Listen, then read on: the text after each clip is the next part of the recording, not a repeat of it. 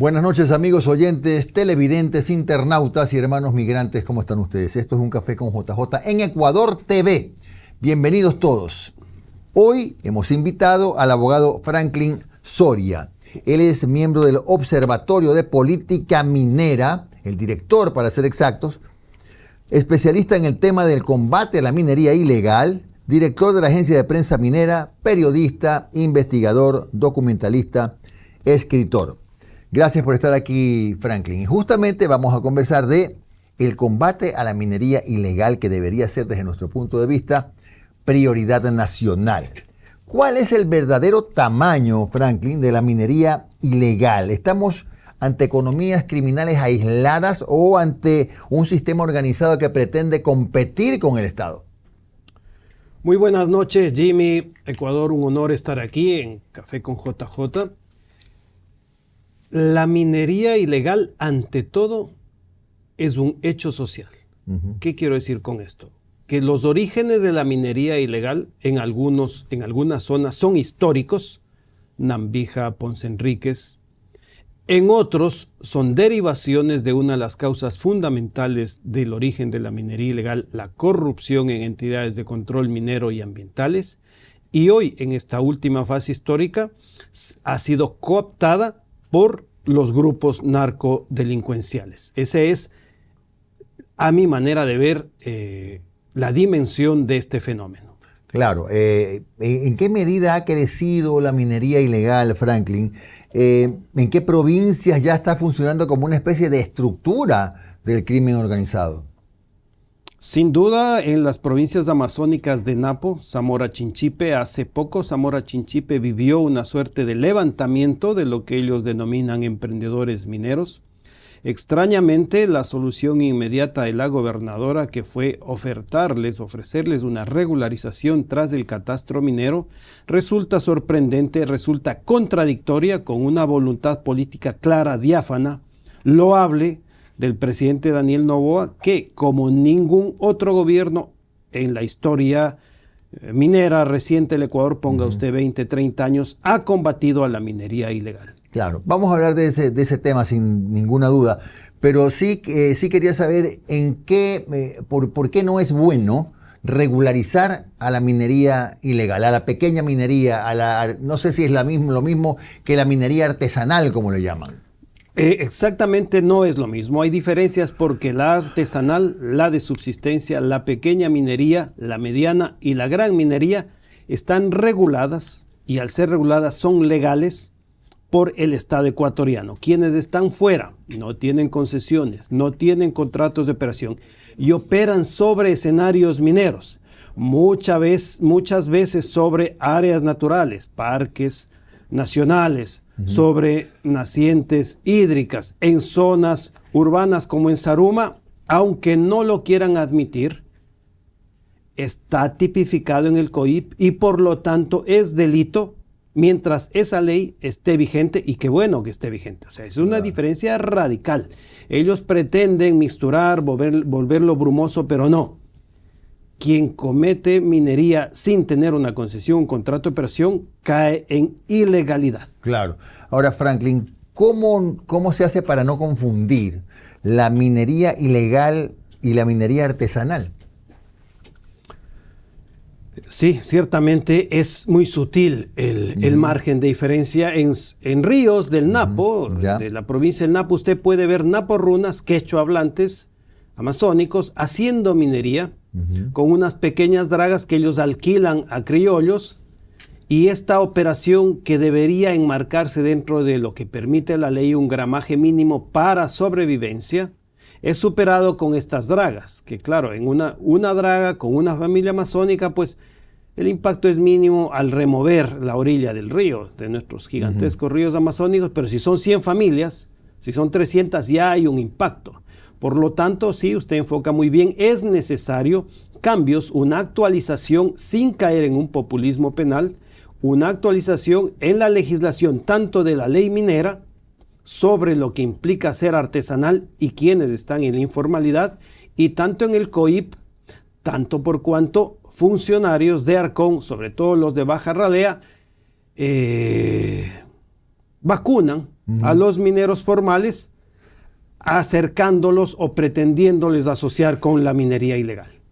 Estas vacunas significa, pues en buen romance, que les piden X cantidad de recursos para permitirles trabajar, para darles alguna facilidad, qué sé yo, o para no detener ciertos trámites, ¿no? Por supuesto, recuerde usted que en 2024 Arcom fue allanada por la Fiscalía, pero yo debo reconocer que se ve un cambio de timón en la dirigencia ejecutiva de Arcom, quienes están en Quito. No sucede y no puedo afirmar. Es más, nosotros lideramos una denuncia en la provincia de Morona sobre un funcionario con las evidencias necesarias y felicitamos a la Dirección Nacional que lo removió casi al día siguiente. Eso significa también un cambio en una entidad que estaba sometida prácticamente antes o al silencio o a la complicidad o directamente al cohecho. Y es verdad esto de que hay algunos personeros de determinados GATS que aparentemente tendrían alguna suerte de vinculación con determinados estratos del crimen organizado o con bandas, etcétera. Y ¿por qué no? A lo mejor con ciertos funcionarios de Arcom. ¿Es cierto? Cuando se dé el operativo de Yutsupino, entre las ingratas sorpresas para el Estado y la sociedad ecuatoriana, se localizaron operando en esa zona, actuando en esa zona, retroexcavadoras con logos de GAT amazónicos. Entonces, ¿dónde está? Mientras que por un lado, los líderes políticos amazónicos se visten, se proclaman grandes ambientalistas y demandan y tienen muy merecidamente una ley específica para la circunscripción amazónica, por el otro lado caen en la minería ilegal. Ese doble rasero, esa hipocresía institucional está destruyendo de manera exponencial la Amazonía ecuatoriana. Sin duda, es hora de decirlo. Claro, y hay que reconocer también que en medio de las protestas que se han dado en estos últimos años, las protestas, qué sé yo, pues protestas de indígenas, protestas como la que hubo en el mes de octubre, qué sé yo, no pude percibir con fuerza un mensaje contra la minería ilegal. No. El ambientalismo, el antiextractivismo y en general lo que se entiende en sociología por el pachamamismo nunca ha sido frontal con la minería ilegal. Por ejemplo, el caso, la contaminación en el Paché, fue Prensa Minera quien con un documental denunció cómo plantas formales dentro de la ley contaminan un río por el cual el Ecuador tiene una demanda internacional que pronto seguramente nos sentenciarán a los ecuatorianos, al Estado. No fueron quienes lideraron la denuncia de la minería ilegal en Buenos Aires. Sí se puede reconocer en estos últimos años un protagonismo importante de estos grupos antimineros en general contra la minería ilegal en el Napo. Extrañamente se han silenciado, pero sí hay una mixtura. ¿Sabe por qué? Porque tienen un objetivo político. La minería ilegal en estas próximas elecciones pretenderá sentar como precedente un discurso pro regularización que causará mucho atractivo entre los votantes, sobre todo en Zamora. Utilizando a ciertas figuras, posibles candidatos en X, Y, Z, ciudades o amazónicas o, qué sé yo, provincias, prefecturas, alcaldías. ¿Estoy en lo correcto? Por supuesto, ese será el mecanismo. Y para ello pretenderán vender la idea de que la única solución para la minería ilegal es la regularización. Pregunto yo, si los van a regularizar como ha ofrecido la gobernadora de Zamora, ¿quién va a responder por los pasivos ambientales que desde mi análisis es la mayor afectación a estas generaciones, a la naturaleza, al legado que le debemos a nuestros hijos? O sea, la gobernadora va a regularizar y el pasivo ambiental, ¿quién lo va a resolver? El Estado. Es decir, que los mineros ilegales lucraron y el daño lo paga el Estado. Claro, y además en la construcción de esta historia queda otra duda flotando. Y si entre los mineros ilegales, algunos seguramente serán bien intencionados, honestos, están los otros, los que son aupados por el crimen organizado. ¿Quién va a filtrar la información para que esos recursos oscuros no contaminen las campañas? Por supuesto, ahí es donde sugiero al Estado, al presidente, una depuración de las entidades de control minero y ambiental. Arcom, el Viceministerio de Minas, las coordinaciones zonales, las registradurías mineras, de manera que al menos se pueda, desde una investigación de fiscalía, evaluar cuál de estos funcionarios han enriquecido exponencialmente mientras han sido funcionarios. Es lo único que al menos se podría hacer en un corto plazo. ¿Para qué? Para que no puedan ellos luego después graduarse de grandes voces sobre el debate minero, ¿no es cierto? Claro, es decir, ahí estamos hablando del tema control, ¿no? Pero también habría que averiguar, tendríamos que determinar cómo están las cosas en cuanto a lo que hay que hacer en fiscalización, en la justicia, en el trabajo de las Fuerzas Armadas, porque es un todo, ¿no? Sí, ahora que usted menciona el tema de Fuerzas Armadas, es necesario que el Ecuador conozca que el sector minero necesita una regularización, un control sobre los precios de los insumos y explosivos que ellos usan, porque resulta que, a más de la empresa relacionada, dependiente, y está muy bien que así lo sea, de las Fuerzas Armadas, hay otras 4 que han incrementado exponencialmente los precios, afectando sin control a los regulares, a los formales, y extrañamente también llegando estos explosivos, estos insumos mineros a los ilegales. Entonces, eso también, ¿dónde está el viceministro de Minas para que responda frente a estas realidades mineras? De esto se puede valer también el crimen organizado para tener a su alcance este tipo de materiales que no se venden pues en las farmacias, ¿no? Por supuesto. Y como ellos están al margen de la ley y no pagan regalías, no ofrecen un trabajo digno a sus empleados, como lo hace la minería formal, la minería legal, como no cumplen con ninguna reglamentación ambiental, no tienen un plan de manejo ambiental, pues pueden pagar libremente los sobreprecios en explosivos, hecho que sí afecta a la minería formal. Claro. En el próximo bloque, Franklin, vamos a hablar de la minería legal, sin descuidar, por supuesto, todo lo que se tiene que hacer. Y también comentaremos qué resultado han dado los operativos del gobierno que ha bombardeado pero montones de bocaminas. No sé si el observatorio ya ha medido el efecto de este trabajo. Y de eso conversaremos, entre otras cosas, cuando volvamos. No se vaya.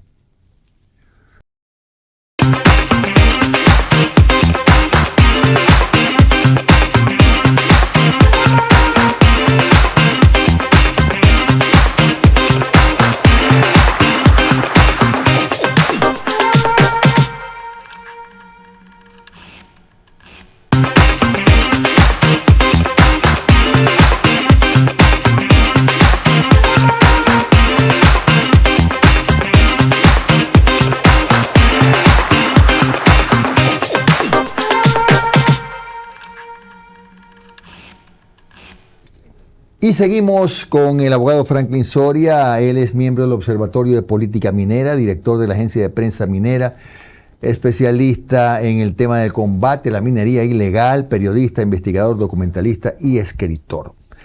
Franklin, vamos a abordar en esta segunda parte, para empezar, ¿qué resultados han tenido estos bombardeos a las bocaminas que ha hecho el gobierno? De suyo, muchísimos. Y luego pues, me complementarás la entrevista diciéndome si crees que han funcionado o no, y que si esos sectores bombardeados no han sido ocupados nuevamente por mineros ilegales. Que el gobierno haya empezado bombardeando los escenarios de minería ilegal en Buenos Aires, Imbabura, tiene 2 significados al menos. La destrucción física de la infraestructura básica y destructiva que tenían las bocaminas de minería ilegal en la zona, y el segundo, la demostración de que existe institucionalidad, de que existe un Estado ecuatoriano con fuerzas armadas dispuestas a hacer valer el imperio de la ley. Reconozcamos que es la primera vez que se hace algo así, ¿no? Es un hecho histórico, sin duda. Recuerden que nosotros en el 2019-20 denunciamos que Buenos Aires prácticamente era una república independiente. No permitían el ingreso de fiscalía, no permitían el ingreso de CNT, pero tenían telefonía celular para hacer transferencias económicas desde ahí a cualquier parte del mundo. Qué lindo. Entonces, que se haya demostrado por parte del Estado ecuatoriano que eso corresponde y está bajo las leyes ecuatorianas en esos casos y en los casos de Pucará y en la Amazonía, sin duda es un hecho histórico. Pero esas bocaminas, esos sectores, esos territorios no han sido ocupados otra vez por los mineros ilegales. Aún están presentes las Fuerzas Armadas y por lo tanto no lo pueden hacer en ese contexto, pero hay que encontrar y desarrollar una política que impida el retorno de los ilegales. Porque no se pueden quedar a vivir ahí por las Fuerzas Armadas, ¿verdad? Y además cuesta, y también el riesgo que finalmente pues se debilite esa moral. Sin embargo, no se puede caer en la regularización por la regularización, como lo promocionan ciertos abogados y abogadas mineras,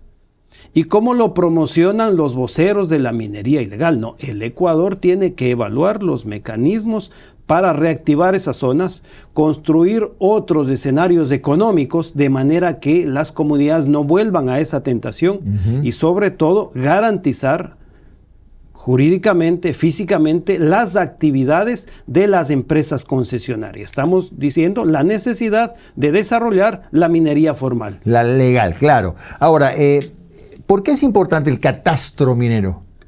El catastro minero es un registro alfanumérico de las coordenadas en las cuales se puede hacer minería de manera formal, zonas que evidentemente, hay que aclarar, no rompen con las disposiciones constitucionales, no rompen con las leyes ambientales, prohibido en zonas urbanas, prohibido en parques nacionales y áreas naturales. Entonces, en las zonas concesionadas se registran en el catastro minero. Se anunció por parte de una exfuncionaria de minas de que el catastro minero fue depurado.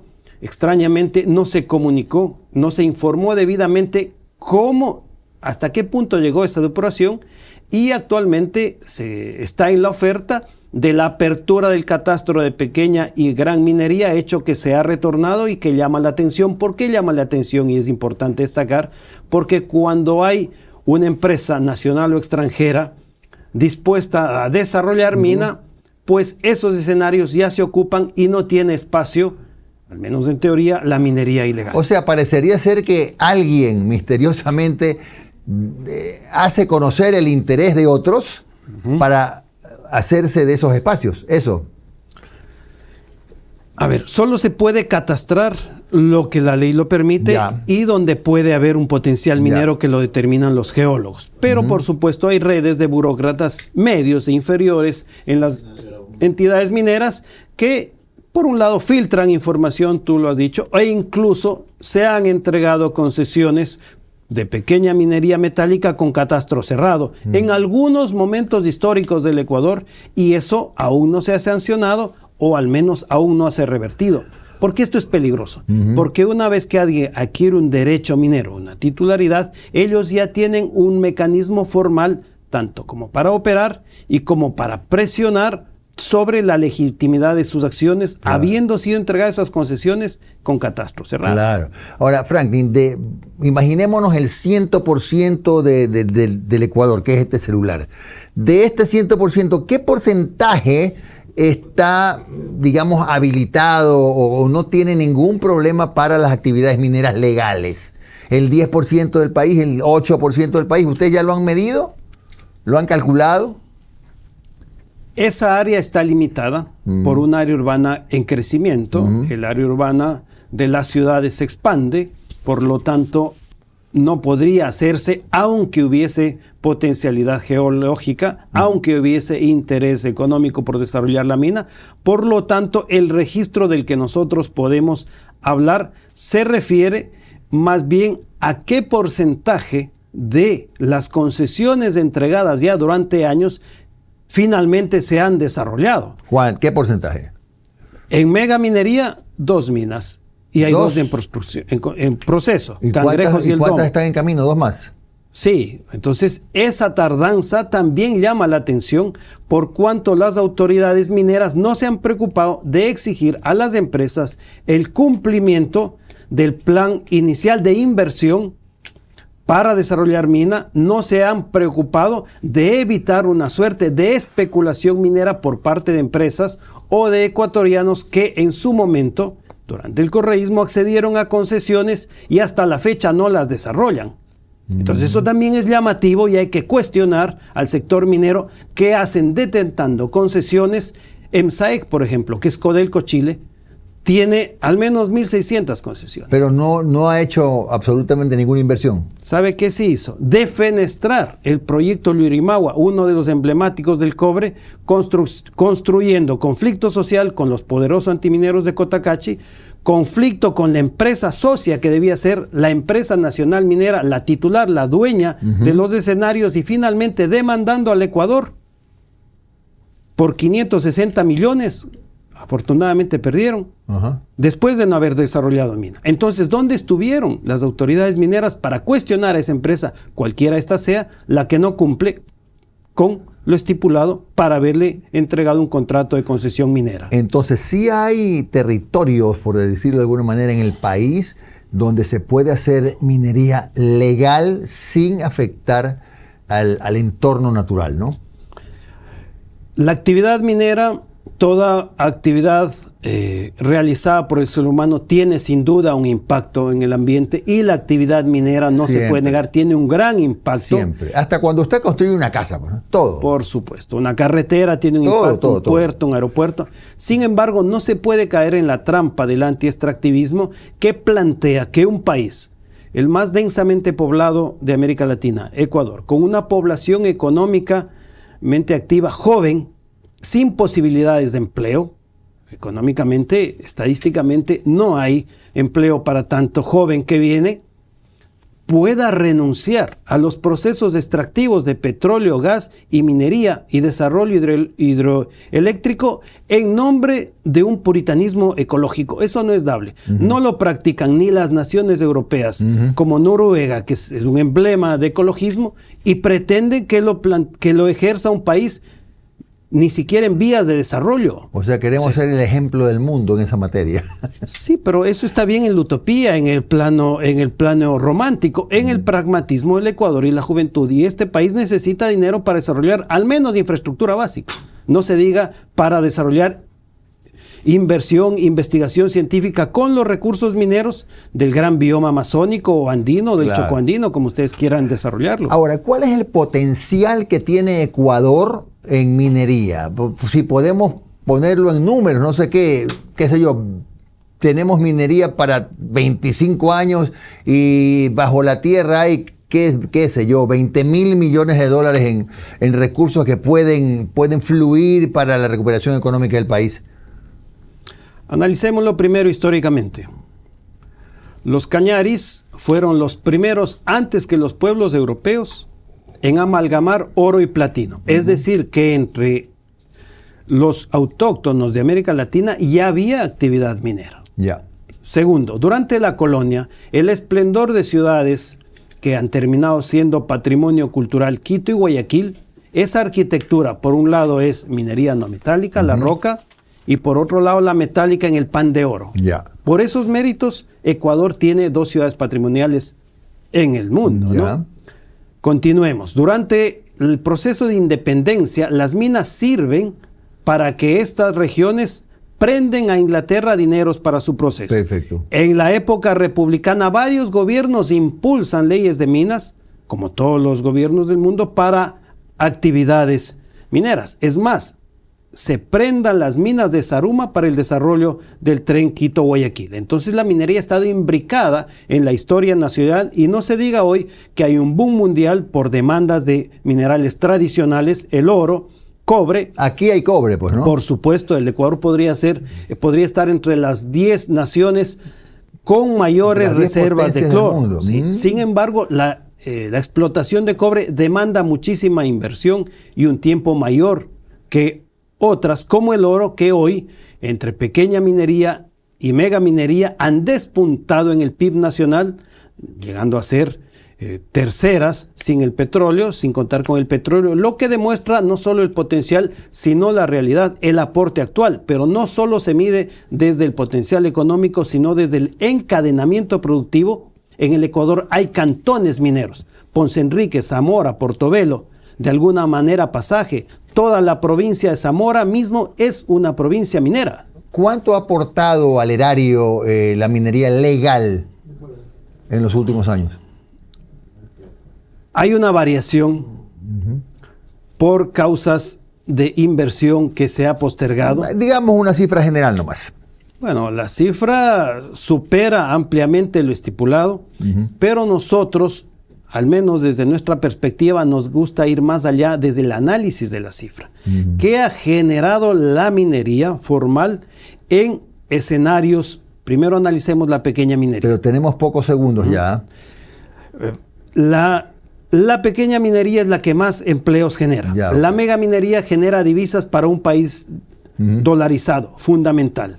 Queda plantearse cuáles son las garantías para el desarrollo dentro de las leyes ambientales y constitucionales del Ecuador. Importantísima la seguridad jurídica, es un buen punto. Gracias al abogado Franklin Soria, el tiempo ha terminado. Hemos hablado del combate a la minería ilegal y las perspectivas de crecimiento de la minería legal.